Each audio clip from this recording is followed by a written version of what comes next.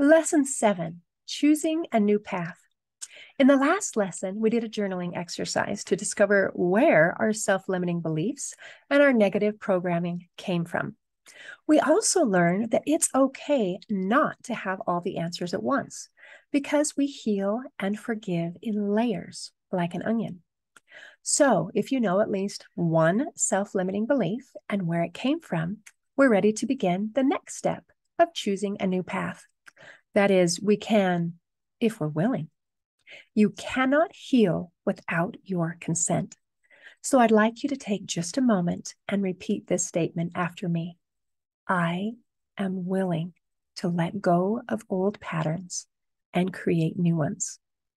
I am willing to move forward through love and forgiveness. Now let's do it again.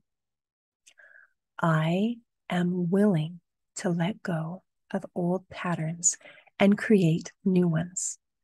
I am willing to move forward through love and forgiveness. At this point, many people will feel uncomfortable and say, but I don't know how. Don't worry. I'll show you how in a little while. For right now, you just need to be willing. So let's say it one more time. I am willing to let go of old patterns and create new ones. I am willing to move forward through love and forgiveness. Good job.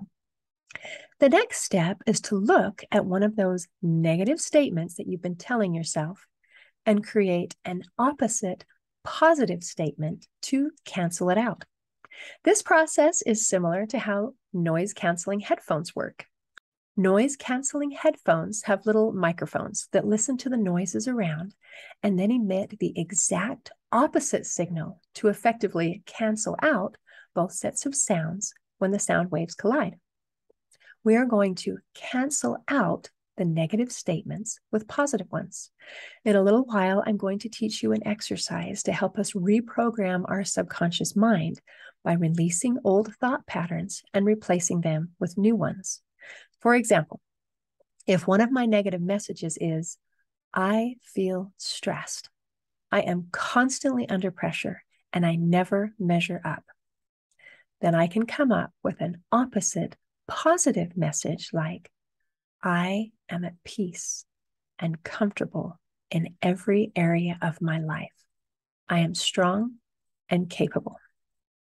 Now, there is an excellent resource to help us find our negative messages and come up with opposite positive ones. Louise Hay wrote a book called You Can Heal Your Life. In this book, there is a whole section called The List, where she lists problems, probable causes, and a suggested new thought pattern in 3 columns. For this exercise, we're only concerned about the columns labeled probable cause, which lists negative feelings and beliefs, and the column labeled new thought pattern, which lists an opposite and positive thought pattern. Louise lists the probable cause section in pretty generic terms. For example, one says, what's the use? Feeling of futility, guilt, inadequacy, self-rejection.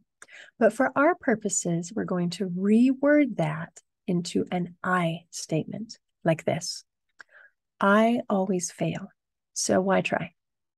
I feel useless. I feel guilty. I feel like I'm not good enough. I don't like myself. And the opposite positive statement is, I live in the now. Each moment is new. I choose to see my self-worth. I love and approve of myself. When you have found at least one self-limiting belief and created an opposite positive statement, then we're ready to move on to the next step. If you haven't found one, you can keep listening, but you won't actually be able to reprogram old negative belief systems if you haven't identified one and then created a new and opposite positive one to replace it. In the next lesson, I'm going to introduce LIFT, the Love and Forgiveness Freedom Technique, and I'll explain a little background about the tools we'll be using to heal. In closing, I'd like to share a quote from Misha Collins. She said, "The best way to be kind to the rest of the world is to be kind to yourself so you can be happier on the inside.